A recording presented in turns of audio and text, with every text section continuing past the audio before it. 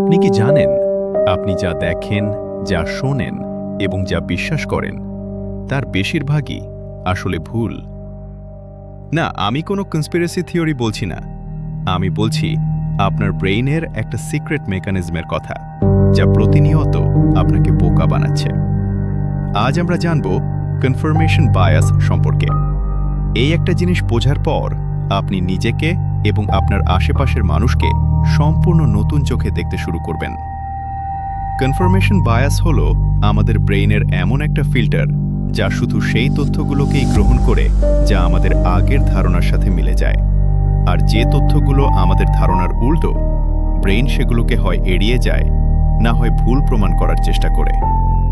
সহজ কথায়, ব্রেইন সত্য খুঁজতে চায় না, সে শুধু নিজেকে সঠিক প্রমাণ করতে চায়। একটা উদাহরণ দেই। ধরুন কোনো কারণে আপনার মনে গেঁথে গেছে যে আমার ভাগ্যটাই খারাপ। এখন সারাদিনে আপনার সাথে 10টা ভালো ঘটনা ঘটলেও আপনার ব্রেইন তা মনে রাখবে না।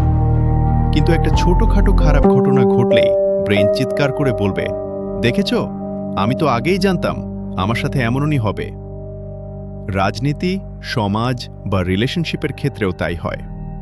আমরা মনে মনে যাকে পছন্দ বা অপছন্দ করি, চারপাশ থেকে শুধু তার সপক্ষের যুক্তিগুলোই আমাদের চোখে পড়ে। বিপরীত যুক্তিগুলো আমরা দেখতেই চাই না।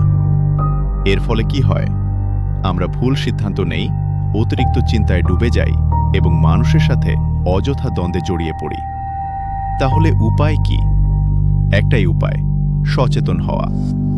যখনই কোনো বিষয়ে আপনি খুব অন্ধভাবে নিশ্চিত বোধ করবেন বা কোনো নেতিবাচক চিন্তা মাথায় আসবে, নিজেকে একটু থামিয়ে প্রশ্ন করুন, আমি কি আসলেই সত্যটা দেখছি, নাকি আমার ব্রেইন আমাকে যা দেখাতে চাচ্ছে আমি শুধু সেটাই দেখছি?